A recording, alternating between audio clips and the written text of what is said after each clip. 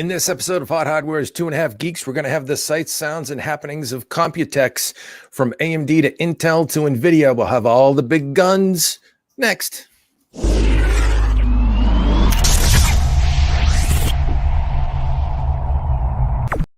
Welcome back to yet another fine episode of Hot Hardware's 2.5 Geeks webcast. I'm Dave Altavilla. We missed you last week. Sorry about that. Got real busy there for a time, for a spell. That wasn't fun. We've been drinking from the fire hose all week. The fire hose that is Computex. How you doing, Marco? Are you afraid or are you on the mend now? Thanks. What? Thanks for snoring in our ear. That's so polite of you. I'm all right. I'm a little tired. It was one heck of a weekend. I'll tell you that much. Yeah, man. No rest for the weary. No holidays for you. No days off. Damn it. It's like the Bill Belichick school of tech, journalism and analystism. No days off. Yeah, we worked right through the Memorial Day weekend holiday. Sunday, I think you probably got a little bit of time, maybe, but that's kind of about it. It was kind of brutal, right? It was a lot of work in a short amount of time. And, I don't like doing that because the quality of the work always suffers. But, I did my best. That's all you could do. You got to do what you got to do. We complain to our OEM partners all the time in this industry that you got to give us a little bit of runway. You get better results with a little bit of runway. Didn't have that in spots. Some spots we did, and other spots not so much. But that's okay. We won't whine too much. Chris, do you got any cheese to go with our wine tonight? I mean, I'm back in the department full time now, so getting used to being back in an office and all that. But yeah, busy in different ways. Must be winding down though. The kids are getting out of school shortly, if not already, right? Well, yeah, they're all out of school, but then it becomes kind of project and keeping up with all the stuff that we can't normally do during the school year because we're busy with other stuff. So it's a different busy. Chris runs the IT department of a university, police department. Police department, not the whole university, no. Right, the university police department, IT department. Yeah. Department. All right, you did get the memo about the cover sheet and those TPS reports, right? Of course. Good. Gotta have that. All right, so let's dig in because there's lots going on. We've got some things on the test bench. I think we're kind of hitting the reset on the test bench because, man, did we pump out a lot of testing and a lot of reporting last couple of days. Marco, you get anything in the queue? Well, I think you've got something in the queue that we've said exists, but you can't say much about, right? I have. I don't know what's so. I'm looking at my desktop. Oh. I'm looking at my desktop because I have folders for every project I have in flight. I have an Intel Enterprise SSD that testing is done. There's no embargo on that. Images are in the CMS, but I have to write it. That's a kick-ass drive, the 5510, and then stuff that I'm super late on. That's not exciting. And then a GPU that's coming next week that everybody heard about the other day. He's speaking of the 3070 Ti. That's no joke. There's actually another GPU coming too that's under embargo that no one knows about yet. That's right. Yes. So there's that too that we can't talk about. Yes. At all. Right. Though NVIDIA did announce the 3070 Ti was coming, and probably sometime next week is when they talked about that, I think. At any rate. But yeah, good stuff for sure. I've got a clear slate right now, but I'm thinking I'm going to be also digging into the 3070 Ti and then some mobile stuff too in the not so distant future. So stick around for that. Chris, you have a clear slate, but we're going to load you up shortly. So yeah, get ready. Just trying to figure out where I am right now. Where am I? Why am I here? All right, let's go ahead and dig right into the headlines quickly, or a couple of interesting headlines, and then there's a lot of meat today. We've got some meat. If you're asking where's the beef, the beef today. So yeah, Marco, no inappropriateness, please. As that face says it all. It's 1,000 words. So yeah, interesting quick little mentions we'll make here from the folks at AMD, and there's a lot of AMD chatter around Computex. I think, you know, what surprised us about A&D was we got pre-briefed on a lot of it, and then there was a lot of, oh, and another thing from Dr. Lisa Su, the good Dr. Lisa Su, CEO of AMD, that we weren't aware of, that we were totally blindsided by, and that really kind of gets our cross sometimes because it makes us scramble at the last minute. But there's some interesting stuff that came of it. AMD confirms RDNA 2 infused Samsung mobile chip coming this year with ray tracing. Now, we'll just mention this quickly. I think you should go ahead and check out the site for that. I'll drop a link in the chat, Aruni, right now. There it is there. But the long and short of this is Samsung and AMD announced this collaboration where RDNA 2 would be coming to an Exynos chip near you in the not so distant future. I believe it's this year sometime. We think the first incarnation is going to be a notebook variant, a little bit higher power envelope, but an interesting announcement, and it was confirmed that it's going to bring ray tracing with it too. So, man, you know, I don't know how you get that on board in a notebook, but it better be powerful enough to actually push ray tracing if it's on board, right? Right, Marco? Yeah, I mean, it will. I mean, we have the higher end stuff with ray tracing. I'm thinking more, but it's an ARM core CPU. A really scaled down RDNA 2 for phones. Yeah, I know that they were talking notebook at first, but I think the collaboration's going for phones as well in the future for sure. But interesting, yeah, for sure to see RDNA 2 getting out there across yet another platform, I guess, is the really interesting stuff there. You know, you're in the PC, you're in the console, now you're talking mobile devices. So, boy, really proliferating, if you will.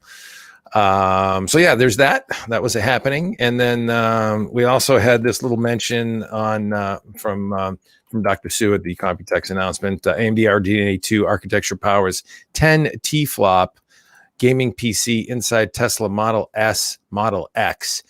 So future iterations, PS5, PlayStation 5 level computational power in the infotainment system of these Teslas, as according to the illustrious Elon Musk, who actually came out and said PS5 level compute resources on board. I don't know if I need that kind of juice in my car. What do you guys think? Just trying to think. 10 teraflops. That was somewhere around 1080 Ti. I can't do that math that quick. I think so. You know what I'm thinking. Oh, go ahead, Chris. I'll let you finish, and I have a thought. Just saying, not saying it's old. Just it's perfectly capable. Yeah. Oh, so I think the ultimate play. This is laying the foundation for when we have autonomous cars to turn cars into an entertainment platform. You know, you're either going to get work done or you're going to play games while you're sitting in the car, and this is what laying the foundation for that. I kind of dig that. Yep. Absolutely. Although I do like to drive, I mean, I think the autonomous car thing is going to go through a lot of different gyrations. I think also there's going to be a whole lot of governance and, sort of insurance companies getting in the mix, someday. And I think it was Jensen Huang, NVIDIA's CEO, and Elon Musk on stage one time where they talked about how someday it may be a liability to have a human driver versus the autonomous vehicle. And I think that day could come, and that's going to be an interesting time for us all to traverse. Just thinking, do we want to mix road rage and gamer rage? It's a bad combo. How do you rage quit, while you're driving? But we shouldn't get stuck on this. But the autonomous driving could really, wreck the insurance industry, because if automobile accidents go away, why do you need automobile insurance? If the AI is smart enough to never have an accident, the human element is what causes most accidents. Maybe we save a little bit of money. I could see rates going down. I don't see it ever fully disappearing. I mean, presumably the insurance rates are written around the cost that they're paying out each year. I mean, obviously, some profit, but Feed the Kitty says, what about autonomous driver road rage? Yeah, what if the machines get pissed off at you? That's going to be a problem. I saw that movie. You could lose quick. Exactly. I saw that movie. Exactly. Good stuff. Boy, it's nice to see some of the Twitch folks here. Welcome, Twitchers. Yes. Great to have you with Very us. Nice. Absolutely. So yeah, that's some interesting stuff for sure from the folks at AMD. We will have to see what comes of that in a Tesla near you in the future, Model S and Model X to be exact. So fun stuff. All right, well, since we're on the AMD train, and we will get to the Intel and NVIDIA train later in the cast, faux show, let's talk about AMD Radeon RX 6800M rips benchmarks in powerful all-AMD ASUS gaming laptop. This is an A+A machine. Marco checked it out. It is from the good folks at ASUS, the ROG Strix G15 AMD edition. He's bringing it into the frame. Look at the red swag on that sucker too. It's pretty. Got to have some juice. Got to see if we have some juice. I'll turn it on for everybody. So here it is. Bruce. RGB That's keyboard. The guy. Yeah. Oh yeah. And that annoying sound every time you turn it on scares the crap out of me every single time that I turned it on. But yeah, so here's the machine. Really interesting experience. So this is with the 300 hertz 1080p panel. There's also I believe it was a 240 hertz QHD panel option available. But yeah, AMD launched or announced 3 new mobile GPUs at Computex, the 6800M, 6700M, and 6600M. Over the next week or so, the 68 and 66 will be available in a multitude of notebooks. The 6700 is coming a little bit later. But yeah, this is AMD's triumphant return to mobile graphics, the same way that the 6000 series sort of propelled AMD back into a nice competitive position in high-end desktop graphics. These GPUs do the same in mobile. And, throughout testing, it proved to be a really, really potent platform. So the specific model that we got to test is the ASUS ROG Strix G15 AMD Advantage Edition. It's obviously an all-AMD platform. So Ryzen 9 5900X CPU, the 6800M GPU with 12 gigs of GDDR6 attached. It's basically the top-end GPU configuration that's available for a system in this class. And yeah, as you would expect in a high-performance gaming notebook, with fast storage, with plenty of memory, with a top-end CPU and GPU, kick-ass notebook. So we ran a handful of system-level benchmarks just to see how the machine itself performs. And in speedometer, it's basically top of the charts. It lags only the latest Tiger Lake and single-thread performance. It put up the best PCMark score we've seen from a notebook to date.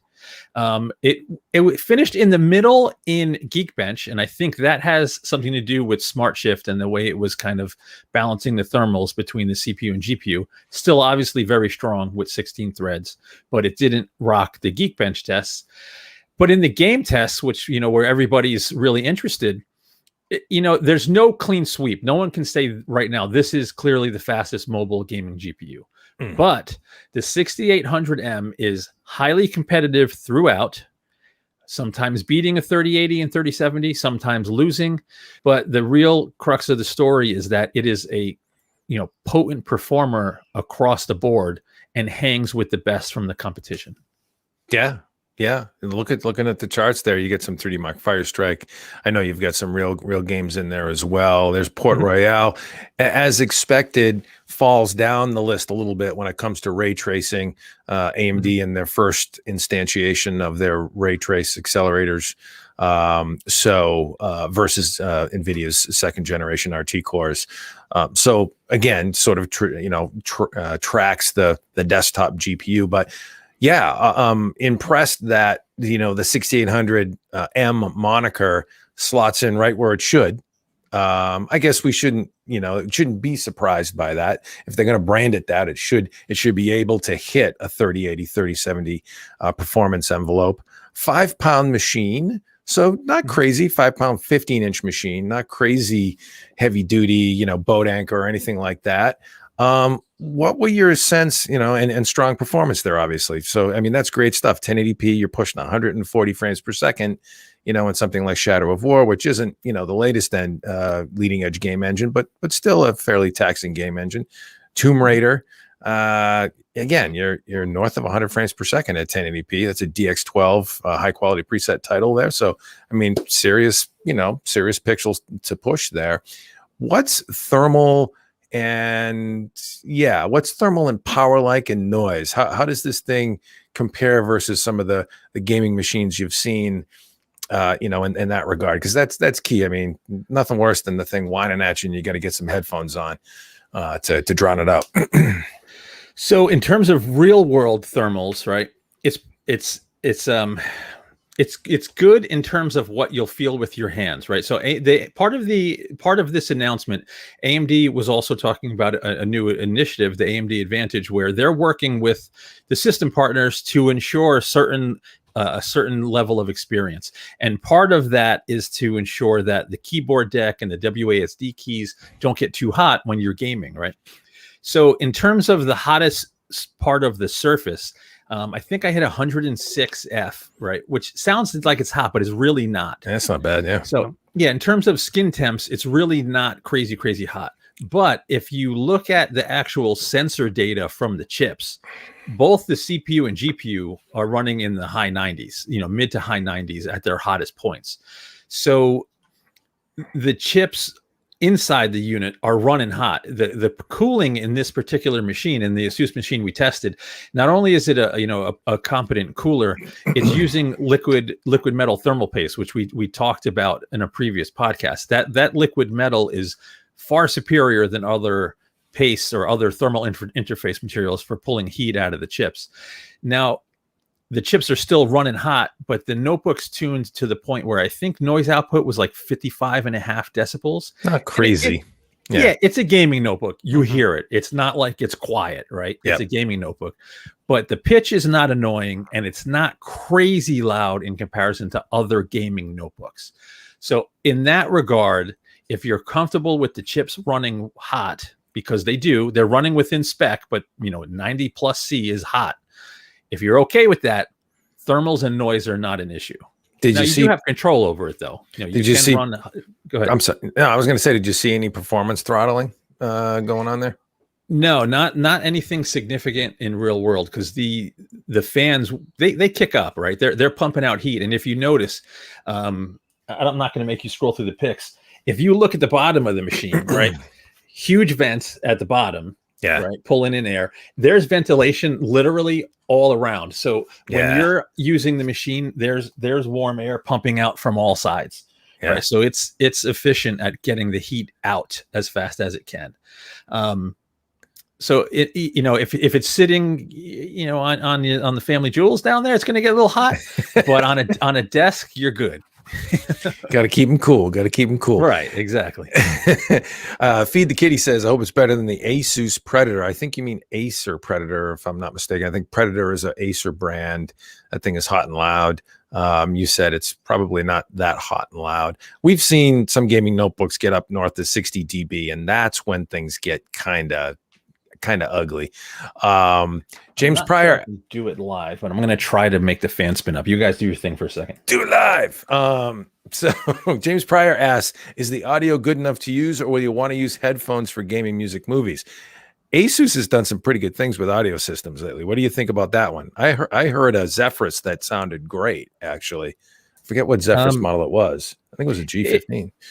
It's good. It's better than most other notebooks. You're not going to want to game on it, though. Like for gaming, you definitely want the headphones. For watching a YouTube video or some media content where the fans are also not spinning up like crazy on the machine, it's actually pretty good. I don't think people would complain. Cool. Yeah, and let's see, we had another one in here too. Staticulator says that thing goes to 100C. Yeah, it's pushing the junction temperature on those chips for sure. Surprising, I guess they can hold that way, and you don't see thermal bleed. So, like, did you do your repetitive runs of Cinebench and see if you could just bleed it off at all? I did to play with it. There's no Cinebench charts in here because it was I was focused on the graphics, but it bled like 4% on like the half an hour run. It's something like that. It was low single digits that it bled. So it runs hot, but it or it can run hot, but it holds the performance. That's good. Right. And in terms of longevity, laptops are generally made to handle the higher temperatures just fine. So I wouldn't worry about it causing damage either. As long as it's comfortable to use. That's it. Yeah, and I have it running Furmark right now, but I'm on battery, so I don't know. It's probably not going to throttle up as hard then. Yeah. Yeah. Let me see if I can plug it in. You guys keep talking for a second. All right. What about display in that puppy? We're going to ask you more questions though. 15.6 inch IPS, full HD, anti-glare, sRGB display. Looks like fairly standard run of the mill, but it's a 300 hertz display. It's an IPS 300 hertz display. Is it good viewing angles? Good viewing angles or what? It's IPS class display, right? It's not very bright. It's only 300 IPS level, nits. You're right. Yeah. Right. It's only 300 nits max brightness. So it's not going to burn your retinas with brightness. But with FreeSync support, with low frame rate compensation, with that super fast refresh, it's really nice to work with. It's really cool. Is it doing black frame insertion or? I'm not sure. Like I had the thing for 4 days and had to pull off the review, so like I couldn't dig in too deep. I'm going to disappear for a second. Asking Marco the tough questions. Old Bill says, take it outside and see what the laptop does without air conditioning. I think Marco's office is pretty warm this time of year anyways, right? Oh, I'm sweating bullets. By the time this podcast is over, watch how shiny I am. Yeah, I feel like me, you don't have central AC, so... Yeah. No, we tend to run things intentionally at a reasonable ambient temp. Think 70C in your or 70F, excuse me, in the room. 70C would have an issue. But yeah, good stuff for sure. Marco's going to see if he can make that thing squeak. I got it plugged in. It's coming. Man, I can only tap dance so long. So much buildup. It's plugged in. We'll see what happens. I'll let you know. Okay. All right. So we'll come back to that. The ASUS ROG Strix G15 with all AMD inside. Anything else? Were you able to kick the tires a little bit more on resizable bar with this platform? Did you see any benefits there, or did you not have enough runway with it? Because I know we were on the short run. No runway and no reference data to compare to from other notebooks. Right. So nothing to really show. Here we go. It spun up. So this is what it sounds like. Can you guys hear that? It's not bad. Yeah. Oh yeah. It's just a whir. Just a dull whir, like no high pitched craziness. Yeah. This is Furmark. This is a power virus. You're not gonna wail on the GPU typically this hard with the game, or regular workload. But that's it. That's as loud as it gets. Yeah, it's not the pitch is decent. That's not annoying. Pitch is everything when it comes to noise too. If it's a whine, then cool. Well, what's good is you can actually. I mean, you don't need 300 hertz because you're only able to push I think your top score was something. The top frame rate that we saw was something like 150 frames per second. But decked out machine, like a first person shooter, competitive shooter that dropped the graphics down and. You could probably hit the 300 FPS easy on that and something like CSGO. Yeah, sure. Definitely. Sure. So there you go. Good stuff. AMD's back in laptop mobile graphics. It'll be interesting to see how much of an impact they make versus NVIDIA and Intel. I think in the gaming laptop space, they have a real good chance for that. It's a real tough slog versus Intel in the sort of premium ultrabook, thin and light kind of category. But I think gaming notebooks, they have a real good shot of making a dent. What do you think, Marco? Is this gonna get them a little bit more traction in notebooks than they've had in the past? It seems like you've only had a few variants out there from AMD that really stick in previous generations anyways. I think so. I think, we already saw this generation, some more of the higher end NVIDIA GPUs getting paired to Ryzen CPUs. And, having a single customer where you can source basically the entire platform, I think that's over and above just the features and performance that's desirable for the ODM. So yeah, I think this is going to do well for AMD. Yeah. Good stuff for sure. All right, we're going to keep going on the AMD track. Again, we'll shift gears to Intel and NVIDIA coming up. But this was a really interesting announcement that we did not expect. We did not see coming. Totally blindsided. Thanks a lot, AMD. We would have rather been briefed on this. AMD talks Zen 4 demos killer stacked 3D V-Cache for 15% performance boost. This is fascinating stuff. So 3D chip stack, SRAM cache, additional SRAM cache on top of the CCXs to allow for up to 192 meg of L3 cache, which is just bonkers. 3x, the current generation Ryzen 5000 family top end 64 meg cache. So 3x that at 192. And they're bringing it to Zen 3. It's not a Zen 4 technology. It's sooner than that. Enabled in partnership with TSMC. There's certainly some fabrication mojo going on there. But wow, didn't see that coming. And the AMD, trotted out some gaming benchmarks and showed on average a 12 to 15% boost in frame rates based on that additional cache footprint, which is huge for gaming. We've seen that in the past where cache helps gaming a lot. Leading edge silicon fab technology here and packaging technology going on. And really just actually impressive. Intel has had this technology has been talking this technology, 3D chip stack technology, for quite some time through silicon via technology, through silicon to silicon interconnect is what that is, for some time. But AMD seems to be capitalizing on the technology in a different way and in one that's very impactful to the CPU, the x86 CPU space. Impressive stuff. Marco, Chris, thoughts? I was kind of blindsided and impressed. I mean, the sudden announcement, I guess. I mean, we've known again with Intel that the 3D stacking is coming, and it definitely makes a ton of sense for this application because the more cache you can cram into your chip, the better its performance is going to be. Just keeping all the data as close as possible. So, amen. Don't have to go off chip. Yep. Right. Yeah, no, it's good stuff. And Intel, sort of trotted it out with Lakefield, with Foveros. They tend to stack more on the logic side of things, mixing different logic elements, versus memory. But, 3D stacked memory is not new technology. Surprised it hasn't made it to a CPU. Marco, what do you think about all this?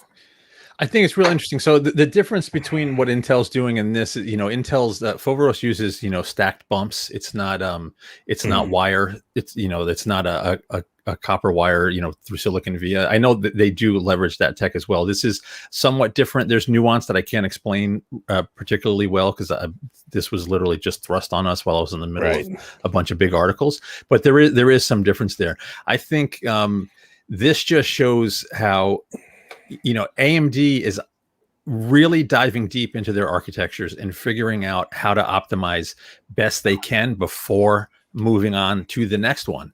And this is, I don't want to say it's an extreme move, but by using, this chiplet strategy and being able to, it's like, hey, they have their IO die, they have, one CCX untouched, and then this other CCX, they decided to bond this to and boost the performance. It's the flexibility they have with Zen 3, has allowed them to do some really cool stuff. And I think this, this announcement and this, this demo to show what's essentially a product that's just about ready for mass production, and to have that kind of boost for gaming, I think that's really great. Now, having that huge cache isn't going to help every workload. There's going to be lots of situations where it just does nothing. And there's some things where it may make cooling more difficult. We're not sure. AMD's claiming it doesn't, based on the way, they shave things down, and that the V-Cache is literally only sitting above the current L3 cache. So the cores still effectively have the same path to the heat spreader. So really, really cool tech. And I wouldn't be surprised if I think they're going to come out with some sort of like special gaming branded chip that's using this, because it's really where gaming is going to show it the most, obviously, which is why they showed gaming benchmarks. So I'm really looking forward to playing with it. I hope it actually does arrive this year, like they're saying. I wonder if gaming is the only place. Now, I think they probably would have trotted out, some other metrics that show it. I think, gaming certainly, has, great appeal and traction. So that's a good, the most marketable. Yeah, a good pillar to lean into for sure. But, you would think that a larger, a fatter cache will help things like content creation, video production, probably as well. As long as it doesn't help miners, right? Well, it's going to help that too. It does help miners. Actually, cache does, because you can fit the workload, in the cache and just hash on it that much faster. So it does if you're hashed on the CPU, but nobody really hashes on a CPU, do they? But yeah, it's. No comment. They could, though. You never know. We'll have to see what this does to that. It might be something to look at. We don't want to get that out there, but yeah, impressive stuff. And then Marco, you talked about them shaving down the CCX to get this stacked on top through silicon vias, which there are no solder bumps. It's silicon on silicon and interconnect between silicon. Impressive stuff. What blows me away is that they can shave something as complex as a CPU logic core, a CCX, and not affect it in any way. I mean, that's like you're playing in nanometers, man, and it's just it's wild. It's really cool tech. Yeah, like I'm for a fabless company, this is a really cool innovation, and obviously they're working very closely with their foundry partners to pull something like this off. This is not something they can do without their foundry partners, obviously. So this shows a lot of not only, innovation, but communications on AMD's part. It's and collaboration to pull something like this off and to keep it quiet. Like, I didn't really hear about this, to be perfectly honest, before this was announced. So very, very cool stuff. And it could have very meaningful, impactful, effect specifically on the gaming market based on what they're saying. But I think, you guys are right. The big cache is obviously going to help some other workloads. The problem is the L3 cache is already so big on Zen 3. Is where do you show it beyond that, and it's not going to be everywhere. Interesting stuff. No question about it. They obviously invested in the technology, so they're ringing out before Zen 4 arrives. And oh, by the way, we'll have to talk about their quick statements on Zen 4, which will arrive in early 2022. So they're bringing this out before early 2022. Theoretically, first half of 2022, we can say. So that's a fairly big investment to make. So it better deliver the goods if your next generation architecture is coming. And one would think probably Zen 4 would employ some of that technology potentially as well. Oh yeah, I mean, you can, if they've invested in this, next gen architectures are most likely going to leverage it as well. And as manufacturing processes advance, the caches will get even bigger, like really huge. And we have a comment from Old Bull saying, dust off your K6-3 benchmarks. Don't forget Broadwell, the Core i7 5775C had that extra cache on board as well. It was like 128 megs of ED RAM on that chip. I think I still have it somewhere stashed on the shelf. Yeah, we've been around way too long. Dating yourself again, Marco. Yeah, I know. Sounds good. No comment. I can't hide it. People see me on video. You call it's called experience, and that's just fine. No problem. That's it. I get better with age. So again, we'll stay on the AMD track for one more bullet here. Drop this in. And talk about AMD FidelityFX Super Resolution, which was announced in conjunction with the Radeon 6800M platform, sort of a part of that presentation the gaming folks came out with. This is AMD's answer to NVIDIA's DLSS. The difference here being open source. theoretically expanding the footprint for ISVs. By that, meaning you can actually run it not only on AMD GPUs, but Intel GPUs, whether they be integrated or otherwise, and NVIDIA GPUs. So this is technology that AMD is making available under its GPU open licensing, or not licensing, but it's open source, excuse me. So GPU open model. And interesting stuff. Does things a little bit differently, certainly, than DLSS. There are some, pretty high-end algorithms going on, but you don't need to do what NVIDIA does in terms of training. Thoughts about this? A FSR, or super resolution, FidelityFX super resolution, is a spatial upscaling technique that's used to create a super resolution image from lower resolution game input frames. So impressive, interesting stuff. We'll have to see how it comes out. There's 10 game engines they've announced already that they're in collaboration with, some of the bigger names. But thoughts, Marco? So thoughts, I have to see it. Right. Yeah. If it looks good, it's going to kick ass. So essentially what all of that complicated stuff Dave just said means, you have a game that's running too slow at high resolution, and you were to drop the resolution to get a performance increase. That's what this does. But instead of having the lower quality pixels, the new algorithm upscales it and effectively tries to make it look like that higher resolution you were trying to run at. So I'm going to just pick a resolution out of my butt. You say you're trying to run a game at 4K, your system's not cutting it. This will then, let's say, run the game at 1080p, but upscale it, sharpen it, so you don't have the jaggies, effectively getting what looks like 4K, but your GPU is rendering something closer to 1080p. That's how it increases performance. Now, we're told that the algorithm is very high quality. Of course, any technology like this, there's going to be some areas where it doesn't look right, or there's artifacts. There's no way they can have something that universally works perfectly across, all content.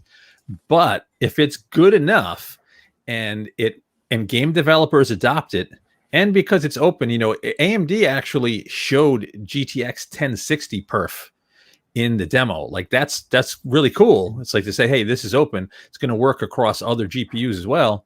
If you effectively get an upgrade for older cards, especially like the most popular card on Steam is still the 1060, then I think it could be well received. But the kicker is it has to look good, and we haven't seen it live yet. And that's really the point I wanted to hit on, is it's supporting GPUs in NVIDIA's lineup that NVIDIA isn't supporting with DLSS. So it is kind of extending that extra branch to it. Now, as far as looking as good as native 4K, I think by the time you add in anti-aliasing and stuff, you get a little bit of smudging anyways. Now, some people turn off anti-aliasing at high resolutions like 4K anyways. So, it's tough to say. But I don't think, based on what we've seen with the newer generation of DLSS, you can certainly make it look good. How they compare is definitely going to be a consideration, and we know there's going to be a lot of side-by-side freeze frames, pixel peeping, comparing everything. But really, when you're running and gunning in a game, how much of that are you going to care about versus just being good enough? Yep.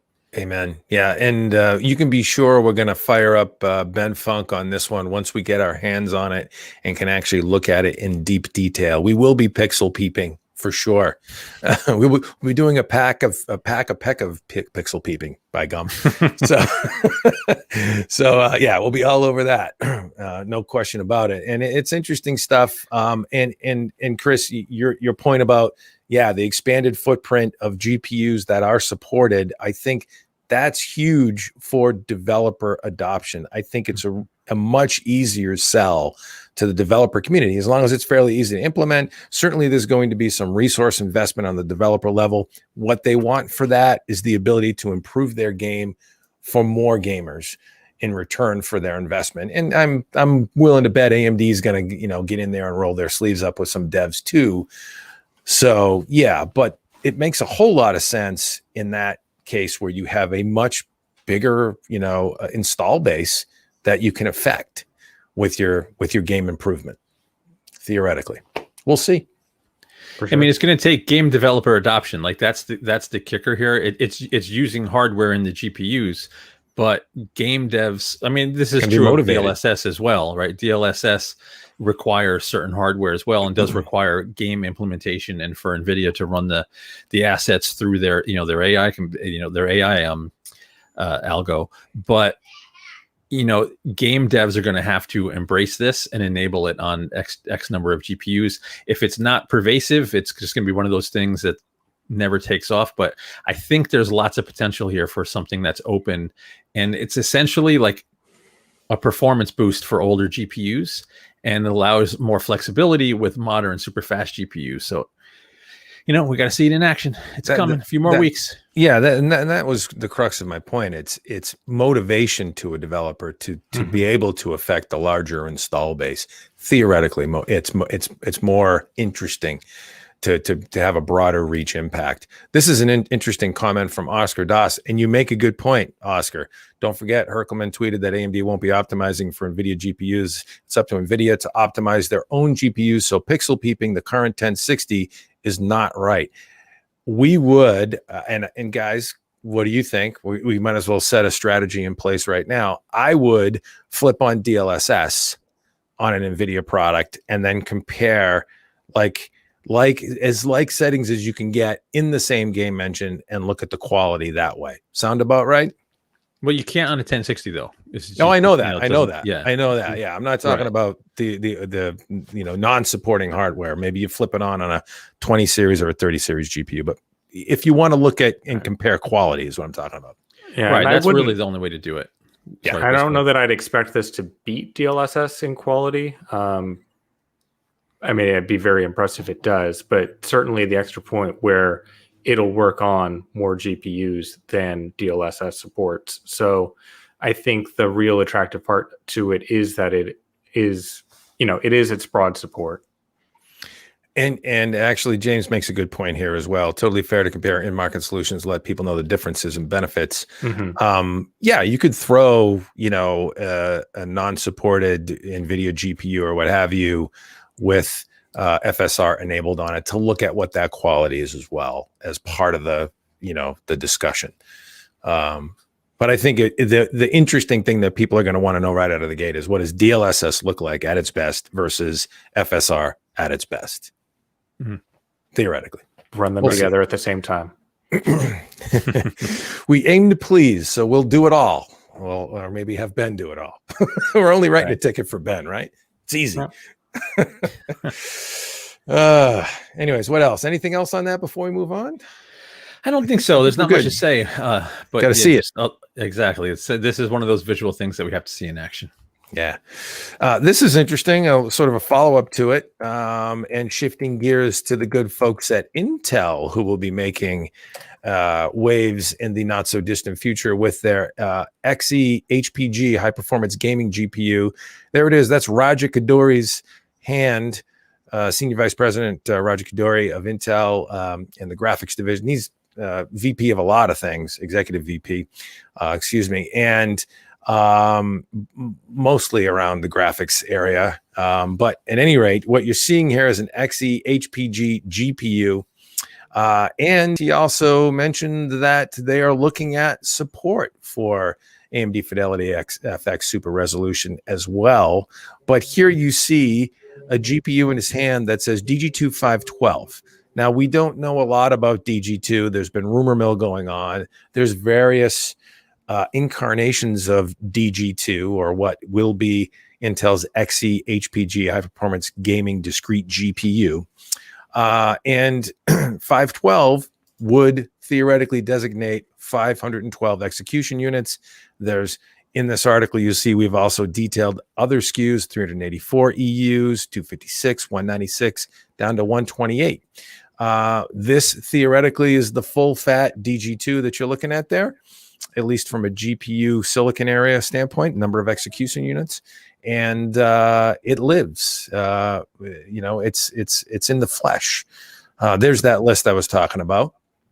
And again, this is all unconfirmed information, but what we've gathered from prior leaks and rumors 16 gigabytes of GDDR6. We don't know if that's X, by the way, could be, but 16 gigabits per second. So that's not a GDDR6X memory bandwidth spec. But again, this is speculation, rumor mill. But yeah, those are the sort of the flavors, speeds and feeds, and memory complements for each of the different versions of this that are theoretically coming to market late this year. Thoughts, gentlemen?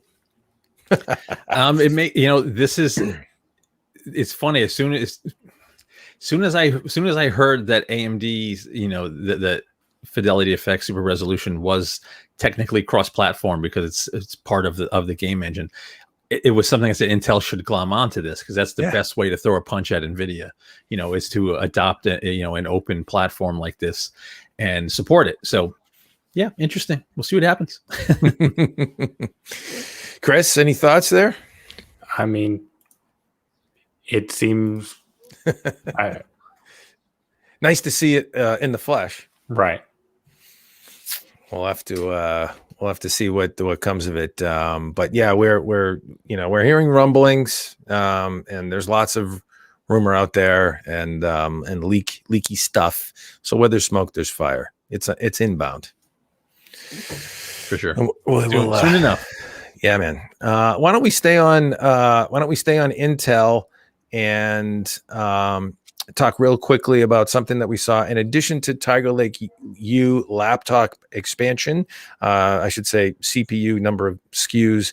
They actually announced a higher performance Tiger Lake U CPU. But what was interesting, I think, to us was the new Beast Canyon NUC. I will drop this in. And that is the article that also talks about the different SKUs of Tiger Lake U. There's a Core i7-1195 G7. That's a 4-core, 8-thread, full 96 execution unit on the graphics side. Just a little bit higher power envelope variant of the 4-core, 8-thread Tiger Lake U SKU, or I should say family. And then there's the Core i5-1155 G7, if my eyes are not failing me. That's sort of a mid-tier Core i5 variant that they announced. So some new Core series processors, Tiger Lake U processors with Xe graphics on board.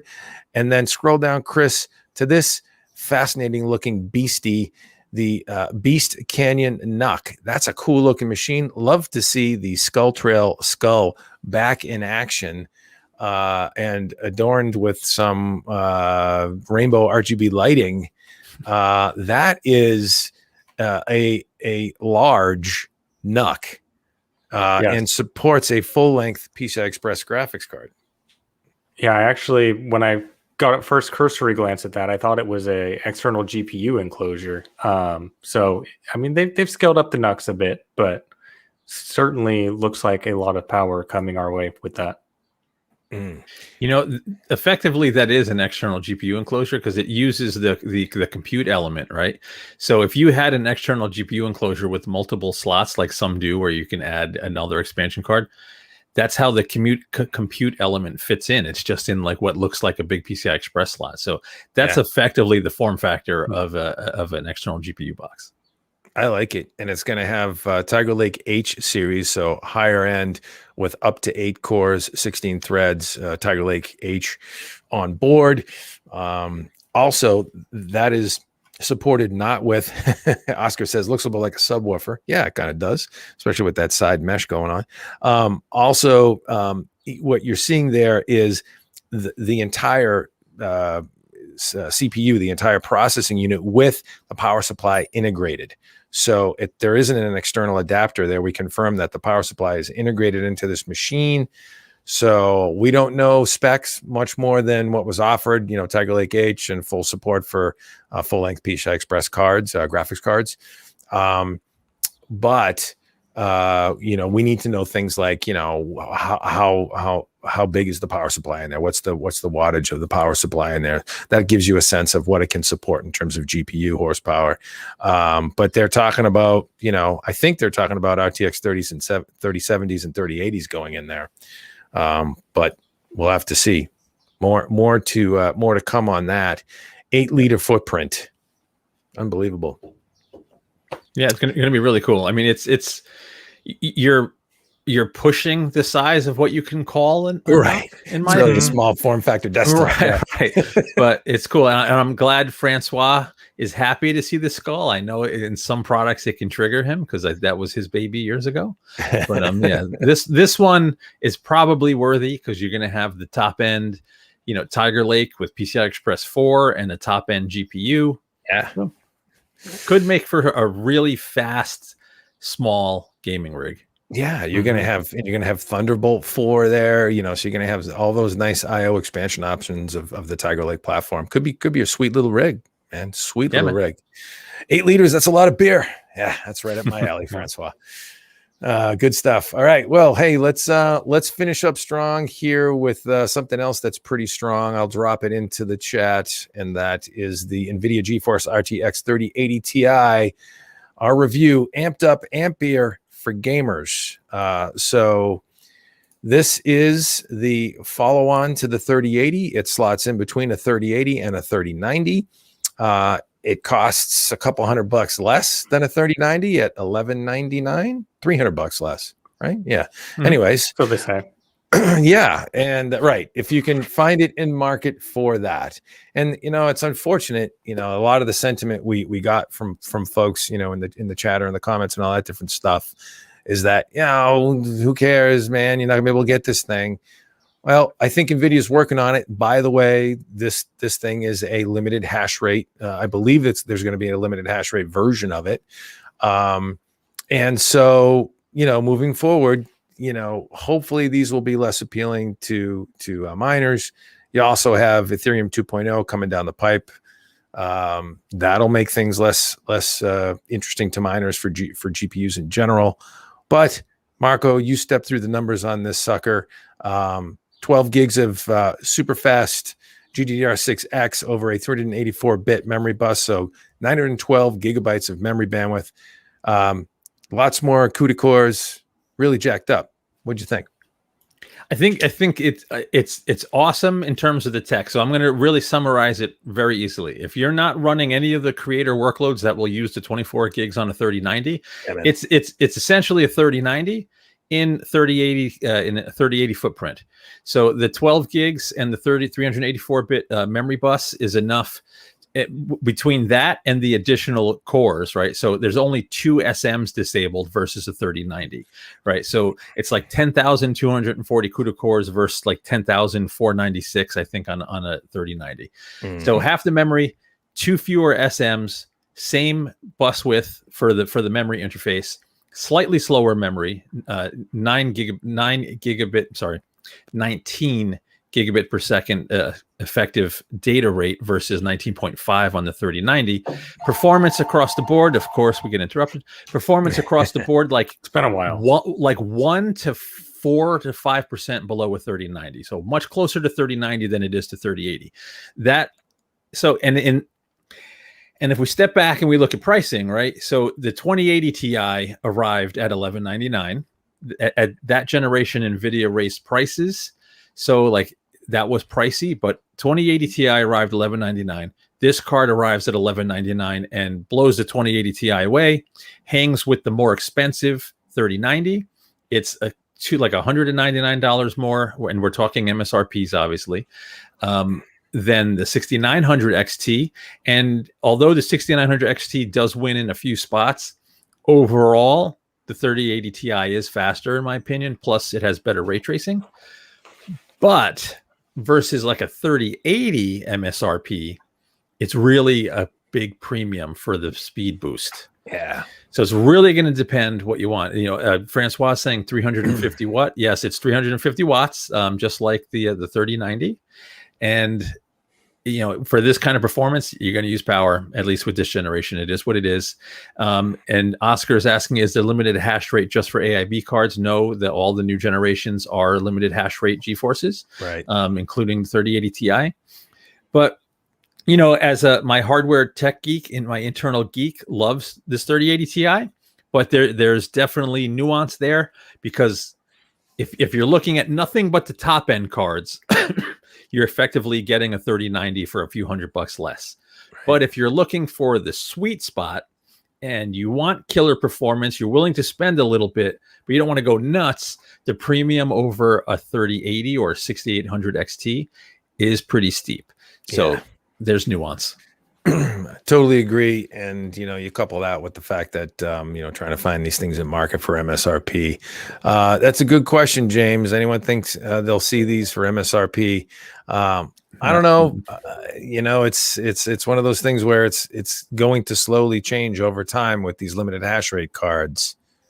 But, we did see a listing at Best Buy where you could pre-order or get on a wait list or something like that. I think we put something up in the news today about that. There were a couple of e-tailers. It's going to be available starting tomorrow at e-tail. So e-tail and retail. So limited quantities in stock at Best Buy, at the brick and mortar shops. But man, powerful card. Lots of dough to get that level of performance though. I did notice about a 40% advantage, anywhere from 30 to 40% advantage in ray tracing over a 6800X or 6900 XT, excuse me. 6900 XT. Yeah. Well, it's bigger. So if you're looking at like Port Royale or Metro Exodus, yeah. If you look at just the hardcore DXR feature test, it's bigger. But there's no games that are just, implemented like the DXR feature test, Chris, any thoughts? Oscar says massively super ridiculous prices. That's what MSRP stands for. Obviously a very cool card. The smaller footprint shouldn't be an issue because we saw like Dell and their Alienware had a small normal size footprint 3090 and didn't seem to have any performance issues with that. So, that means it'll be compatible with a lot more cases with more of the board partners, I'm sure. I'm also sure that they'll have the leverage to make larger cards if they so see fit for beefier cooling or any other reason they see. But yeah, it's only cool if you can buy one. Well, and you make a good point about the cooler. Actually, that's I guess what's impressive for me is they didn't have to change the thermal solution versus a standard 3080 with this. It is identical. You couldn't tell these cards apart except for their logo branding.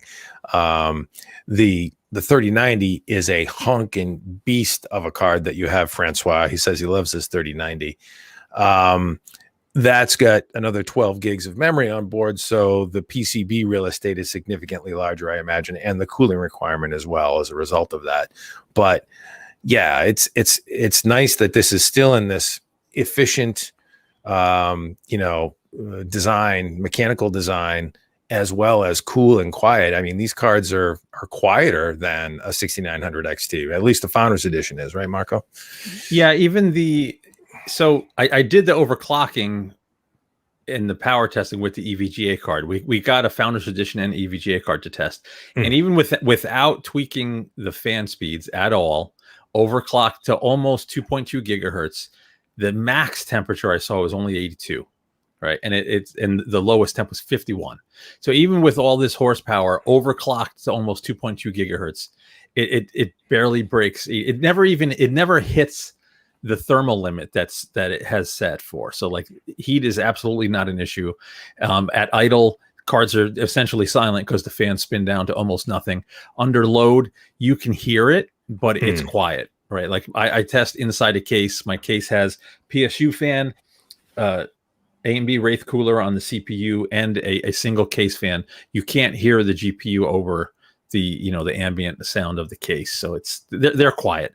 Yeah, you can hear them, but it's quiet. It's nothing like it was years ago where you had those super loud blower fans. They're definitely unobtrusive and don't make a racket at all.